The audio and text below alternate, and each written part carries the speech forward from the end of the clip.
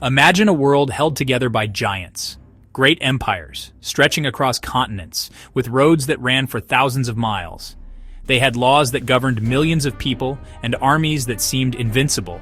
For centuries, empires like Rome in the West, the Han in China, and the Guptas in India were the very centers of human civilization.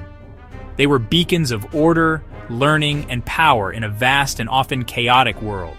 To the people living within their borders, it must have felt as though these mighty states would last forever. But giants can fall, and when they do, the ground shakes for everyone.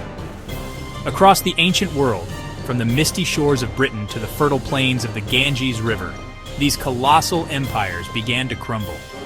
This was not a single, sudden event. It was a long, slow process, like a great stone monument cracking under its own immense weight. The reasons were complex and varied. They faced internal decay, political corruption, and economies stretched to their breaking point.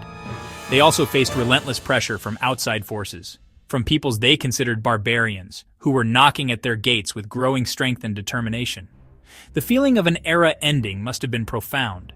It was more than just the collapse of a government. It was the collapse of a reality. For many, this was a time of fear, chaos, and loss. It was an age of warlords, of abandoned cities, and of forgotten knowledge. Yet history is never just about endings. Every sunset is also a prelude to a sunrise. The fall of these ancient empires was not the end of civilization. Instead, it was a powerful, transformative moment that cleared the way for something entirely new to be born. From the rubble of these fallen giants, new societies, new ideas, and new ways of life began to emerge. This was the painful but necessary birth of the medieval world, a dynamic and interconnected age that would shape the future of our planet in ways no one at the time could have possibly imagined. The great story of humanity was not over. A new, exciting, and global chapter was just beginning. The Roman Empire was the titan of the ancient West. For 500 years, its golden eagle standard had flown over a domain that stretched from the deserts of Syria to the cold frontiers of Scotland. It was an empire of stone roads, magnificent aqueducts, and bustling cities. Roman law and the Latin language provided a common thread that tied together dozens of different cultures into a single sprawling civilization. The Pax Romana, or Roman peace, had created a level of stability and prosperity that was unmatched. To be a Roman citizen was to be part of the greatest political project the world had ever seen. The city of Rome itself was the heart of this vast body, a metropolis of over 1 million people. But by the 5th century AD, the Western Roman Empire was a shadow of its former self. It was groaning under the pressure of countless challenges. Its economy was in tatters, crippled by overtaxation and a reliance on slave labor that was no longer sustainable. Its political system was paralyzed by constant civil wars, with ambitious generals tearing the empire apart in their quest for power. The empire had become too large, too complex, and too expensive to manage effectively. The final push came from outside.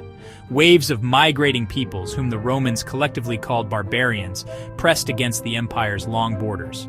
Groups like the Goths, Vandals, and Franks were not just raiding for plunder, they were seeking new homes. In 410 AD, the city of Rome itself was sacked by the Visigoths, an event that sent shockwaves across the Mediterranean. In 476 AD, the last Western Roman emperor was deposed. The eagle had finally fallen. The central authority that had held Europe together for centuries was gone, leaving a colossal power vacuum. In the aftermath, Europe fragmented. The single empire shattered into a mosaic of smaller competing kingdoms ruled by Germanic warlords. These new rulers, like Clovis the Frank, adopted some Roman customs and the Christian religion. But the world they governed was fundamentally different. Long-distance trade collapsed. Cities shrank dramatically or were abandoned altogether. Roman engineering marvels fell into disrepair. Life became more local, more rural, and more dangerous. Yet this was also a beginning. From this chaotic mix of Roman legacy and Germanic custom, the foundations of modern European nations, France, Spain, England, and the powerful institution of the medieval church would slowly begin to take shape. Far away from the turmoil of Rome, another great empire was entering its twilight. The Gupta Empire, from the 4th to the 6th centuries AD, is often called India's Golden Age. Under its rule, the subcontinent experienced a remarkable period of peace, prosperity, and cultural achievement.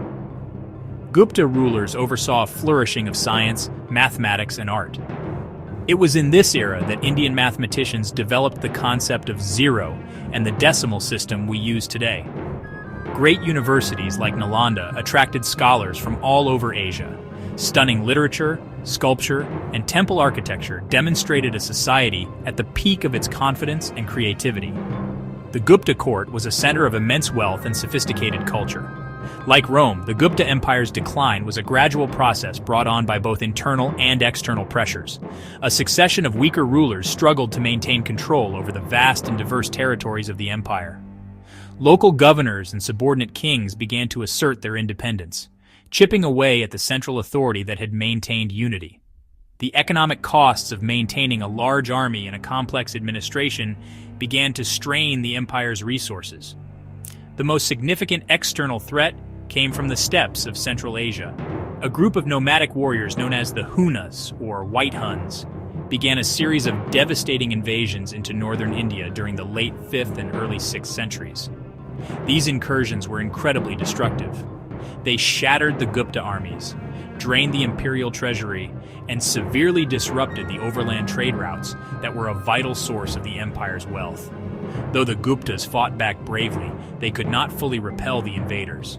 By the middle of the 6th century, the great Gupta Empire had effectively disintegrated, its authority gone, its lands overrun or broken away.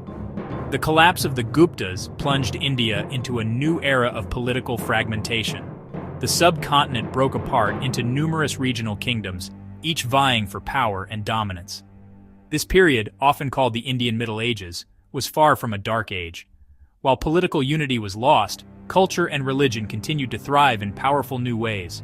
Regional languages and literature flourished. The Bhakti movement, a new form of devotional Hinduism, swept across the land. Great temple-building projects continued under the patronage of regional kings. India's story did not end. It simply changed. It became a vibrant, decentralized civilization of competing states, a dynamic that would define the subcontinent for centuries to come. In the east, the Han dynasty had been the China that Rome was to the west. For over 400 years, from 206 BC to 220 AD, it had forged a unified Chinese identity, culture, and state that would endure for millennia. The Han established the Silk Road, connecting China to Central Asia and beyond. They created a highly organized Confucian bureaucracy, where officials were chosen based on merit, a revolutionary idea for its time. Under the Han, Chinese technology, art, and philosophy reached incredible heights. The dynasty established a model of imperial rule and cultural cohesion that would serve as the benchmark for all future Chinese dynasties.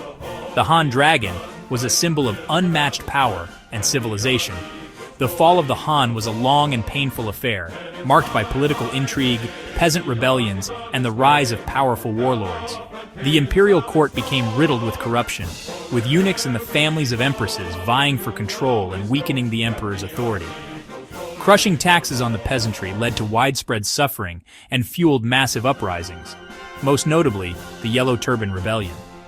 In this chaotic environment, regional governors and generals built up their own private armies, becoming warlords who no longer obeyed the central government. By 220 AD, the last Han emperor was forced to abdicate, and the mighty empire officially shattered into 3 competing kingdoms. What followed was a period known as the Six Dynasties, an era of nearly 4 centuries of political division. China was split between a series of short-lived dynasties in the south and a chaotic mix of states in the north, many of which were ruled by non-Han peoples who had migrated from the steppes. This was a time of constant warfare and instability. The grand unity of the Han was a distant memory. Yet this fragmentation was also a period of profound cultural transformation and dynamism. Without the rigid orthodoxy of a single imperial court, new ideas had space to grow and spread throughout society in exciting and unexpected ways. During this age of division, Buddhism, which had arrived from India via the Silk Road, spread rapidly throughout China. It offered a message of solace and hope in a troubled world, and its monasteries became important centers of learning, art, and economic activity. Taoism also underwent significant development, offering new spiritual paths. In the arts, landscape painting and calligraphy reached new levels of sophistication and personal expression. This period of political chaos was, paradoxically, a time of great intellectual and spiritual ferment. It was a crucible that forged new cultural elements, which would later be integrated into a new, reunified China under the Sui and Tang dynasties, creating a civilization that was even more brilliant than the Han. Stretching across the heart of Eurasia is a vast sea of grass, the steppe.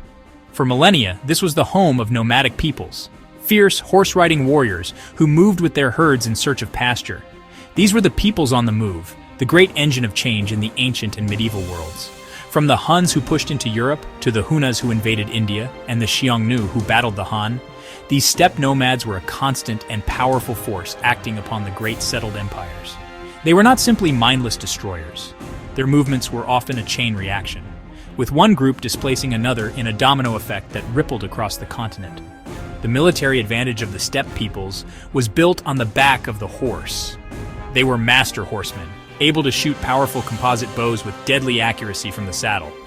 This gave them unparalleled mobility and striking power. They could appear suddenly, raid with devastating effect, and vanish back into the grasslands before a slower, infantry-based imperial army could respond. The empires tried to counter this threat by building massive fortifications, like the Great Wall of China, or by paying tribute and forming alliances. But when the empires weakened from within, the pressure from the steppe became overwhelming. The steppe wind was relentless, always testing the defenses of the settled world. The role of these nomadic groups was far more complex than that of simple raiders. They were also traders, acting as crucial intermediaries on the Silk Road, connecting the civilizations of the East and West. They transmitted goods, ideas, technologies, and even diseases across the vast expanse of Eurasia.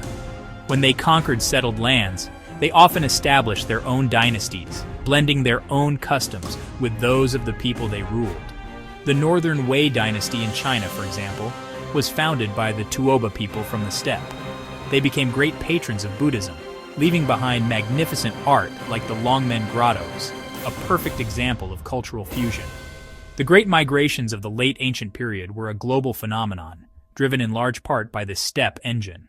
The Huns, emerging from Central Asia in the 4th century, pushed the Goths and other Germanic tribes westward, forcing them across the Roman frontiers.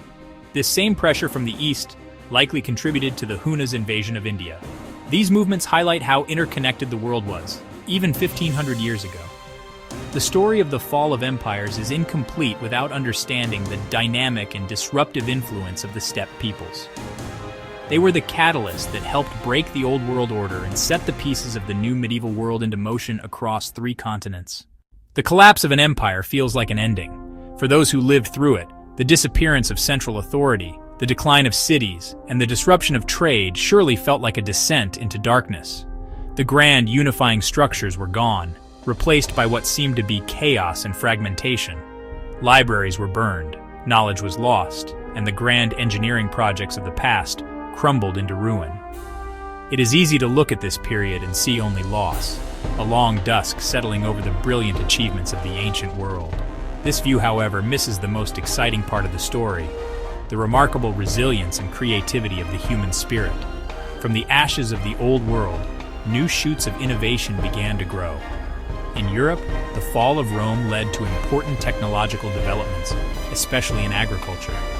The heavy plow, capable of turning the dense, wet soils of northern Europe, was a crucial invention. Combined with the horse collar, which allowed horses to pull plows more efficiently than oxen, and the system of 3-field crop rotation, these innovations led to a dramatic increase in food production. This agricultural revolution laid the economic foundation for the growth of medieval society, enabling population growth and the eventual rebirth of towns and cities. It was a quiet, grassroots innovation that changed the world. This period was also a crucible for new political and social structures. In the absence of a single emperor, power became decentralized. This led to the development of feudalism in Europe, a complex web of loyalties between lords and vassals that provided a framework for defense and governance in a dangerous world. In India, powerful regional kingdoms fostered distinct local cultures and languages. In China, the centuries of division eventually gave way to a re-centralized empire under the Sui and Tang, but one that was profoundly shaped by the Buddhism and new ideas that had flourished during the fragmentation. New ways of organizing society were being forged everywhere. Most importantly, new ideas and faiths provided people with meaning and unity in a changing world. Christianity, once a persecuted sect, became the central organizing principle of post-Roman Europe. The Church preserved literacy and classical knowledge in its monasteries, and provided a shared cultural identity that transcended the new political borders. In India, devotional Hinduism offered a powerful personal connection to the divine. In China, Buddhism provided a spiritual anchor for millions. These world religions created new, vast communities of faith that connected people across great distances, creating a different kind of global network to replace the old imperial one. The dusk was real, but it was followed by a vibrant new dawn. The story of the end of the ancient world is not three separate tales of collapse in Rome, India, and China. It is one single, interconnected global story. The fall of these great empires was a worldwide phenomenon that ushered in a new chapter in human history, the global Middle Ages. This was not an age of isolation. While the old imperial roads may have crumbled, new connections were being forged. The same forces, internal decay, external migrations, and the rise of new faiths, were reshaping societies from the Atlantic to the Pacific. The world was not falling apart. It was being reconfigured into a new, more complex and dynamic pattern. The movements of peoples, especially from the Eurasian steppe, were a key thread connecting these regional stories. The Huns who terrorized Europe and the Hunas who shattered the Gupta Empire were part of the same great migratory wave. A ripple effect felt across the entire landmass. The Silk Road, though periodically disrupted, never truly closed. It continued to be a conduit for goods, but more importantly, for ideas. Buddhism's journey from India to China is the ultimate example of this. It demonstrates that even in an age of political fragmentation, cultural and spiritual connections could not only survive, but thrive, creating new shared civilizations. The world that emerged from this turmoil was one of powerful new identities. In Europe, a distinct Western Christendom was born from the fusion of Roman heritage, Germanic custom, and the Catholic Church. In the East, a renewed Chinese civilization under the Tang dynasty would become a beacon of culture and innovation, profoundly influencing all its neighbors. In India, a vibrant tapestry of regional kingdoms defined a dynamic and culturally rich subcontinent. At the same time, a new universal faith, Islam, would soon explode out of Arabia, creating another vast zone of shared culture and knowledge that would stretch from Spain to the borders of India, further connecting this medieval world. Therefore, the fall of empires was not an end, but a crucible. It was a violent, chaotic, and often painful transformation that broke down old, rigid structures and allowed for new, more diverse forms of civilization to emerge.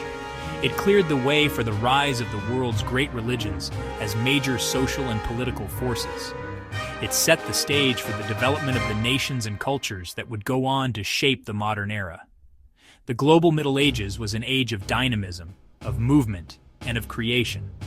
It was the time when the foundations of our own interconnected world were truly laid, forged in the fires of imperial collapse. Final narration with triumphant music, crescendo as camera pulls back to show the interconnected medieval world map.